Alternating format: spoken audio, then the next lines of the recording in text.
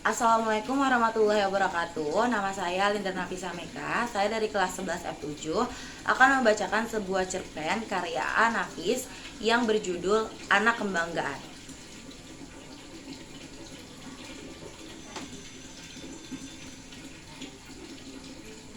Semua orang, tua, muda, besar, kecil, memanggilnya Ompi. Hatinya akan kecil bila dipanggil lain. Dan semua orang tak hendak mengecilkan hati orang tua itu. Di waktu mudanya, Ompi menjadi klerk di kantor residen. Maka sempatlah ia mengumpulkan harta yang lumayan banyak. Semenjak istrinya meninggal 12 tahun berselang, perhatiannya tertumpah kepada anak tunggalnya, laki-laki. Mula-mula si anak dinamainya Edward. Tapi karena Raja Inggris itu turun tahta karena perempuan, ditukarnya nama Edward jadi Ismail. Sesuai dengan nama kerajaan Mesir yang pertama. Ketika tersiar pula kabar bahwa ada seorang Ismail terhukum karena maling dan membunuh, Ompi naik pitam. Nama anaknya seolah ikut tercemar dan ia merasa terhina. Dan pada suatu hari, yang terpilih menurut kepercayaan orang tua-tua yakin ketika bulan sedang mengambang naik, Ompi mengadakan kenduri. Maka jadilah Ismail menjadi Indra Budiman. Namun si anak ketagihan dengan nama yang dicarinya sendiri, Edi. Ompi jadi jengkel. Tapi karena sayang sama anak, ia terima juga nama itu. Asal ditambah di belakangnya dengan Indra Budiman itu. Tak beralih lagi, namun dalam hati Ompi masih menginginkan suatu tambahan nama lagi di muka nama anaknya yang sekarang. Calon dari nama tambahan itu banyak sekali. Dan salah satunya harus dicapai tanpa peduli kekayaan yang akan punah.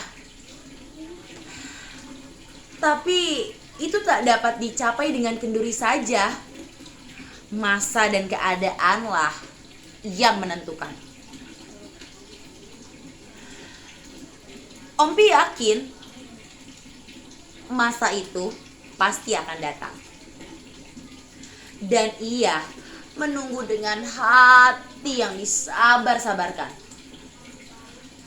Pada suatu hari yang menghilang, angan-angannya pasti menjadi kenyataan.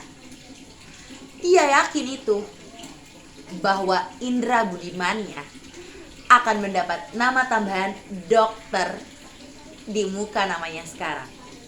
Atau salah satu titel yang menentreng lainnya.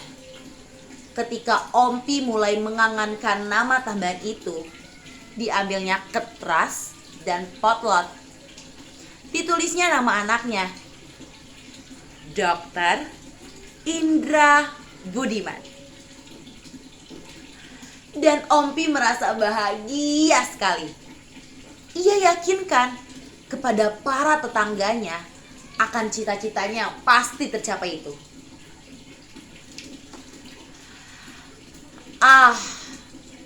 Aku lebih merasa berduka cita lagi karena belum sanggup menghindarkan kemalangan ini.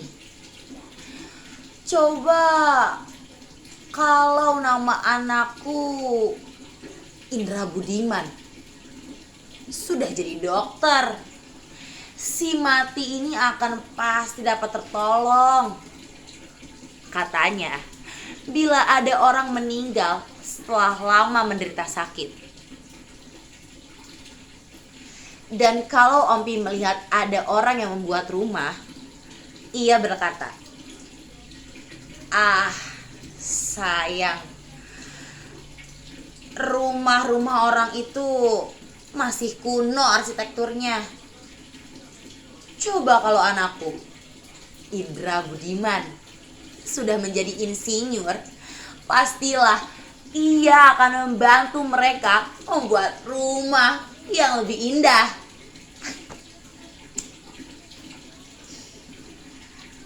Semenjak Indra Budiman berangkat ke Jakarta, Ompi bertambah yakin bahwa setahun demi setahun segala cita-citanya pasti tercapai. Dan benarlah, ternyata setiap semester Indra Budiman mengirim rapot sekolahnya dengan angka-angka yang baik sekali. Dan setiap tahun ia naik kelas. Hanya dalam tempo 2 tahun, Indra Budiman menamatkan pelajarannya di SMA seraya mengantungi ijazah yang berangka baik.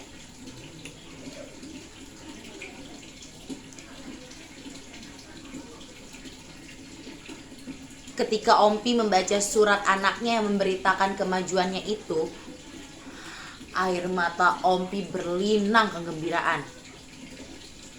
"Ah, anakku," katanya pada diri sendiri.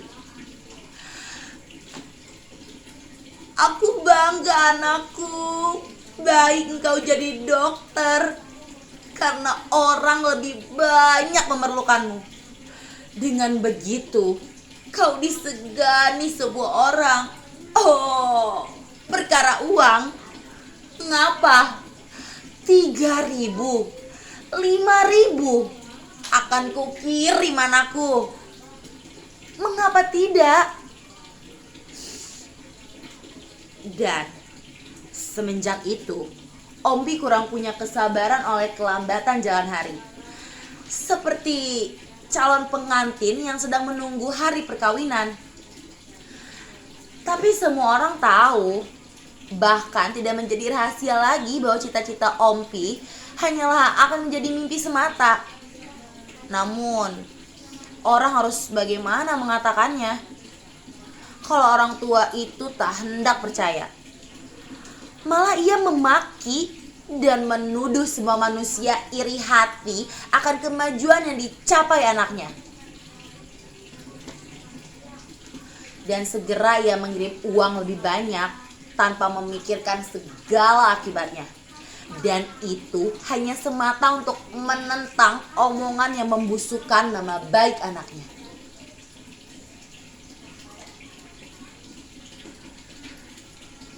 "Sekarang kau diomongi orang-orang yang busuk mulut, anakku.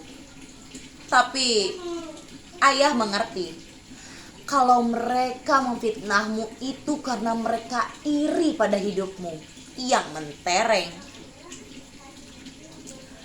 Cepat-cepatlah kau jadi dokter, biar kita sumpal mulut mereka yang jahat itu," tulisnya dalam sepucuk surat.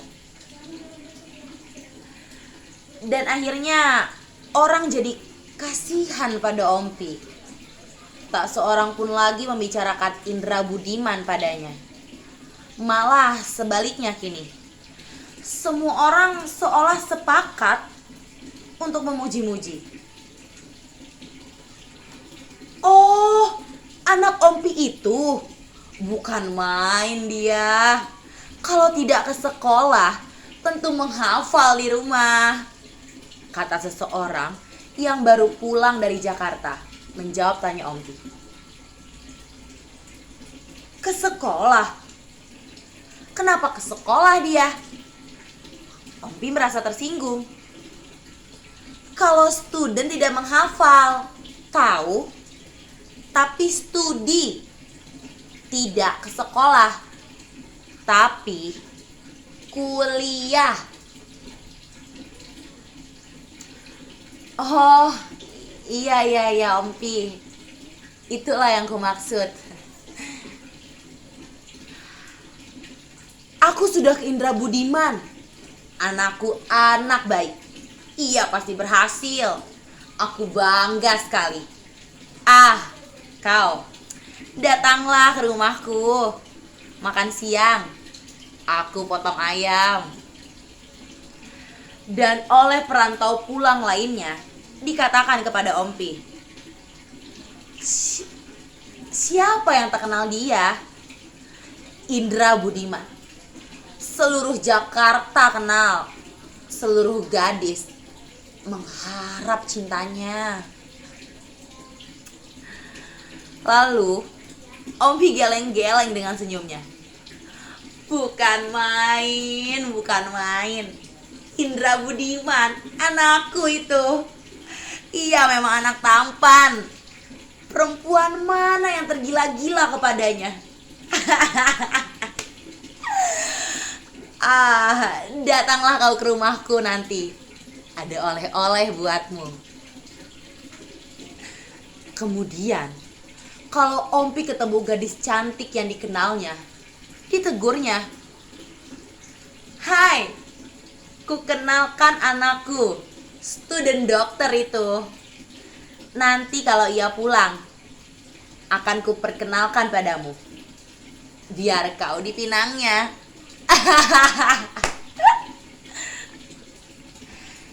Si gadis tentu saja marah mukanya. Merah karena merasa tersinggung. Tapi menurut Ompi, muka merah itu karena malu tersipu. Dan ia jadi tambah gembira. Akan tetapi ketika Ompi tahu akan bakal kawin, dia dapat ilham baru. Dia pun merasa pula bahwa Indra Budiman sudah patut ditunangkan. Dan pada sangkanya, tentu Indra Budiman akan gembira dan bertambah rajin menuntut ilmu. Sebagai imbangan budi baik ayahnya yang tak pernah melupakan segala kebutuhan anaknya. Dan diharapkannya pula kedatangan orang-orang meminang Indra Budimannya. Karena di kampung kami, pihak perempuanlah yang datang meminang. Sudah tentu harapan Ompi tinggal harapan saja. Tapi Ompi tak mau mengerti. Sikap keangkuhannya mudah tersinggung. Dan bencinya bukan kepalang kepada orang-orang tua yang mempunyai anak gadis cantik. Bahkan bukan kepalang meradangnya Ompi jika ia tahu orang-orang mengawinkan anak gadisnya yang cantik tanpa memperdulikan Indra Budiman. Tak masuk akal. Orang-orang tak menginginkan anaknya, si calon dokter itu. Lama-lama rasa dendamnya pada mereka bagai membara. Awaslah nanti, kalau Indra Budimanku sudah menjadi dokter, akan kuludahi kamu semua. Sombong.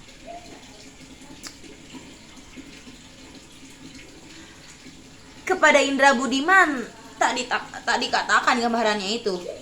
Malah sebaliknya, dikatakannya bahwa sudah banyak sekali gadis cantik datang membinang. Tapi semua telah ditolak. Karena menurut keyakinannya, Indra Budiman lebih mementingkan studi daripada perempuan.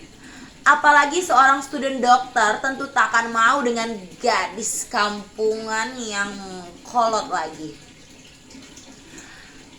Pilihlah saja gadis di Jakarta, anakku. Gadis yang sederajat dengan titelmu kelak. Penutup suratnya. Celakanya, Indra Budiman yang selama ini menyangka bahwa tak mungkin ia dimaui oleh orang kampungnya, lantas jadi membalik pikirannya. Ia jadi sungguh percaya bahwa sudah banyak orang yang datang melamarnya. Tak teringat olehnya bahwa bohongnya kepada ayahnya selama ini sudah diketahui oleh orang kampungnya. Lupa ya bahwa semua mata orang kampungnya yang tinggal di Jakarta selalu saja mempercermin hidupnya yang bejat. Sejak itu berubahlah letak panggung sandiwara. Jika dulu si anak berbohong, si ayah yang percaya, maka kini si ayah yang menipu, si anak yang percaya. Lalu si anak mengharapkan kepada ayahnya supaya dikirimkan foto-foto gadis yang dicalonkan. Untuk membuktikan kebenaran suratnya, Ompi mengirimkan foto gadis yang kebetulan ada padanya. Tidak peduli ia apa foto itu gambar dari gadis yang sudah kawin atau bertunangan. Bahkan juga tidak peduli ia apa gadis itu sudah meninggal. Ia kirim terus. Andai kata tidak ada sebuah dari foto-foto itu yang berkenan di hati anaknya. Di samping itu, ia sadar juga bahwa kepalsuan sandiwaranya sudah tentu akan berakhir juga pada suatu masa. Anaknya pasti lama-lama tahu, dan dengan begitu akan timbul kesulitan lain yang tak mudah diselesaikan. Tapi rupanya Tuhan mengasihi ayah yang sayang kepada anaknya. Persis ketika Ompi kehabisan foto para gadis itu, dengan tiba-tiba saja surat Indra Budiman tak datang lagi. Antara rusuh dan lega, Ompi gelisah juga menanti surat dari anaknya. Layaknya macan lapar yang terkurung menunggu orang memberikan daging. Pasal ia menunggu dikiriminya surat, ditunggunya beberapa hari, tapi tak datang balasan. Dikiriminya lagi, ditunggunya juga tak terbalas. Dikirim, ditunggu, selalu tak berbalas. Bulan datang, bulan pergi, Ompi tinggal menunggu terus. Pada suatu hari yang tak baik, dikala Ompi yang sudah mulai putus asa, datanglah Pak Pos dengan di tangannya segenggam surat. Maka darah Ompi kencang berdebar, gemetar, karena ia berbahagia.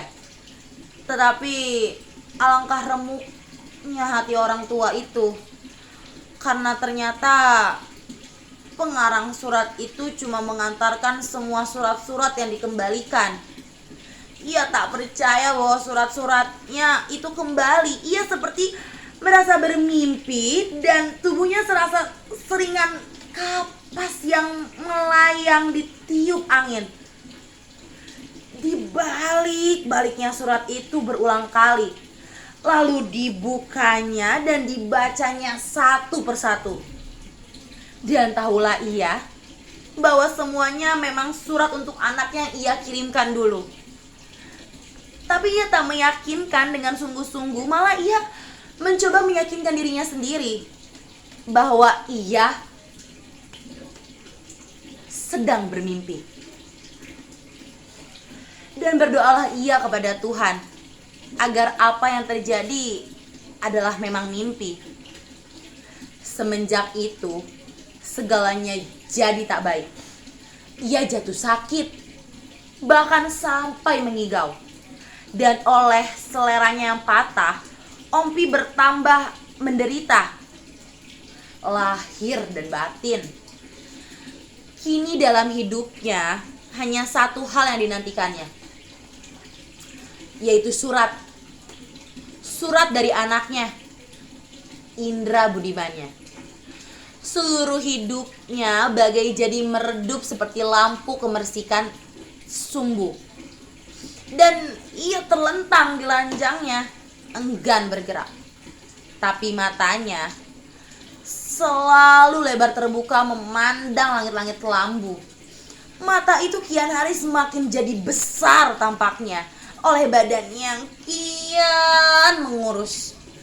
Tapi mata yang lebar itu tiada cemerlang, redup. Akan tetapi setiap sore di antara jam 4 atau jam 5, Ompi kelihatan seperti orang sakit yang bakal sembuh. Dan ia sanggup berdiri melangkah ke pintu depan dan cahaya matanya kembali bersinar-sinar. Karena pada jam itu biasanya Pak Pos mengantarkan surat-surat ke alamatnya masing-masing. Tapi saat-saat seperti itu yang membiarkan masa bahagia dan harapan adalah juga masa yang menambah luka hatinya. Hingga lebih meroyak. Sebab selamanya Pak Pos itu tak mampir lagi membawakan surat dari Indra Budiman. Dan kalau Pak Pos itu lewat tanpa singgah, reduplah lagi mata Ompi. Namun kemalangan itu bertambah lagi, yaitu ketika Ompi jatuh terduduk. Lama orang baru tahu dan memapahnya keranjangnya di kamar. Ompi jadi lumpuh dan habislah sejarah Ompi menanti di ambang pintu setiap sore. Ia kini menanti dengan telentang di ranjangnya. Sebuah kaca disuruhnya supaya dipasang pada dinding yang dapat memberi pantulan ke ambang pintu depan, sehingga ia akan serta-merta dapat melihat Pak Pos mengantarkan surat Indra Budiman. Dan semenjak itu, pada setiap jam 4 hingga jam 5 sore, matanya akan menatap ke kaca itu. Hanya di waktu itu saja. Sedangkan di waktu lain, Ompi seolah tak peduli pada segalanya. Kami tak pernah lagi memanggil dokter setelah 3 kali ia datang. Karena kedatangan dokter hanya akan memperdalam luka hatinya saja. Kehadiran dokter itu menimbulkan risau hatinya karena ingat pada Indra Budiman yang bakal jadi dokter. Tapi tak pernah lagi mengirimnya surat. Kedatangan seorang dokter dipandangnya sebagai suatu sindiran bahwa anaknya masih juga belum berhasil menjadikan cita-citanya tercapai. Ketika terakhir aku menemui dokter yang sudah enggan datang, dokter hanya menggelengkan kepala saja. Aku tak mampu mengobatinya lagi. Carilah dokter lain. Atau bawa saja ya ke rumah sakit. Kalau semua tak mungkin, jangan tinggalkan ia sendirian. Bangunkanlah kembali mahligai angan-angannya. Semenjak itu, berganti-ganti orang aku menyediakan diriku selalu dekat Ompi. Aku sadar bahwa tiada harapan lagi buatnya hidup lebih lama. Itulah sebabnya tak aku sampaikan kepadanya bahwa hari perkawinanku sudah berlangsung. Karena aku takut berita itu akan menambah dalam penderitaannya. Di samping itu, secara samar-samar, aku elus terus harapannya yang indah bila Indra Budiman kembali. Kukarang cerita masa lalu dan angan-angan masa depan yang menyenangkan. Kuceritakan dengan hati yang kecut. Aku pun tahu tidak ada gunanya semua. Hanya satu yang dihendakinya. Surat dari Indra Budiman. Surat yang mengatakan bahwa ia sudah lulus dan telah mendapat titel dokternya. Kadang-kadang terniat olehku hendak menulis sendiri surat itu. Tapi aku selamanya bimbang. Malahan takut kalau permainan itu akan berakibat yang lebih fatal. Maka tak pernah aku coba menulisnya. Pada suatu hari, terjadilah apa yang kuduga bakal terjadi, tapi tak kuharapkan berlangsungnya. Kulihat Pak Pos memasuki halaman rumah Ompi Hari waktu itu jam 11 siang. Aku tahu itu pastilah bukan surat yang dibawanya, melainkan sepucuk telegram. Dan pada telegram itu pastilah bertengger saat-saat kritis sekali. Tergesa-gesa aku menyongsong papos itu ke ambang pintu. Maksudku hendak membuka telegram itu untuk mengetahui isinya lebih dulu. Dan jika perlu akan kuubah isinya agar terelakkan saat-saat yang menyeramkan. Akan tetapi semua kejadian datang dengan serba tiba-tiba, hingga gagallah rencanaku. Tak sempat aku membuka surat itu, karena di luar segala dugaanku, Ompi yang sudah lumpuh selama ini telah berada saja di belakangku. Sesaat ketika aku menerima dan menandatangani resi telegram itu, gemetar kaki Ompi mendukung tubuhnya yang kisut. Tangannya berpegang pada sandaran kursi. Dan aku kehilangan kepercayaan pada pandangan mataku sendiri. Kekuatan apakah yang menyebabkan Ompi bisa berdiri dan bahkan berjalan itu? Aku tak tahu.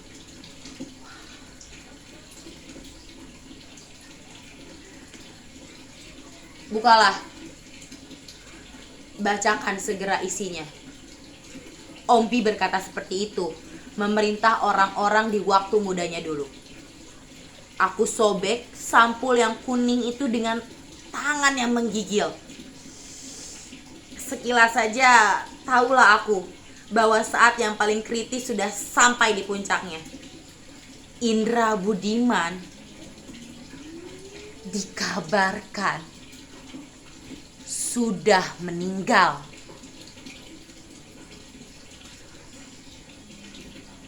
Telegram dari anakku. Apa katanya? Pulanglah dia membawa titel dokternya. Ompi bertanya dengan suara yang mendesis tapi terburu-buru berdesakan keluar. Tak tahulah aku apa yang harus kukatakan. Dan kuharapkan semua keajaiban yang diberikan Tuhan untuk membebaskan aku dari siksa ini. Tapi keajaiban tidak juga datang. Aku mengangguk, sedang dalam hatiku berteriak, terjadilah apa yang akan terjadi. Ompi terduduk di kursi, matanya cemerlang memandang. Tangannya diulurkannya kepadaku meminta telegram itu. Aku merasa ngeri memberikannya, tapi aku tak bisa berbuat lain. Telegram itu kusodorkan ke tangannya. Telegram itu dienggangnya erat, lalu didekapkannya ke dada.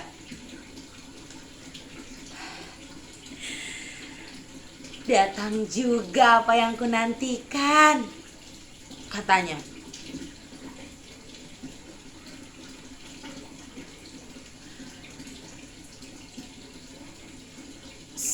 Sepi begitu menekan, sehingga aku dapat mendengar denyut jantungku sendiri.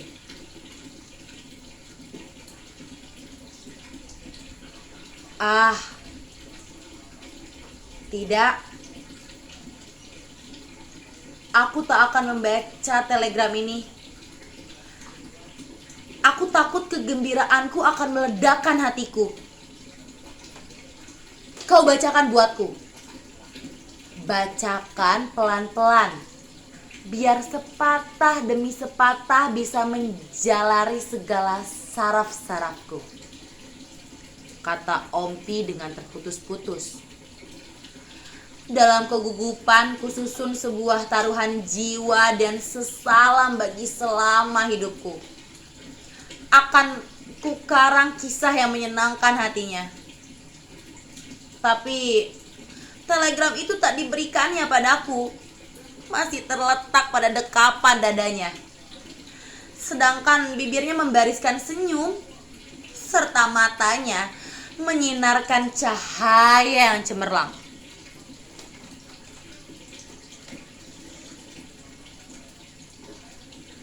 Tak usah dibacakan, akan sanggup aku mendengarnya. Aku akan mati lemas oleh kebahagiaan yang datang bergulung ini. Aku mau sehat. Aku mau kuat dulu.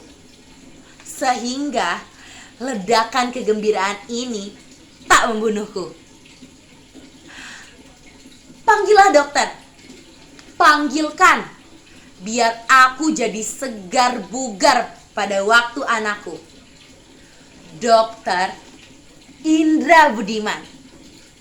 Datang. Pergilah. Panggilkan dokter, kata Ompi dengan gembira. Dan telegram itu dibawa ke bibirnya. Diciumnya dengan mesra. Lama diciumnya, seraya matanya memincing. Selama tangannya sampai terkulai dan matanya terbuka setelah kehilangan cahaya. Dan telegram itu jatuh dan terkapar di pangkuannya.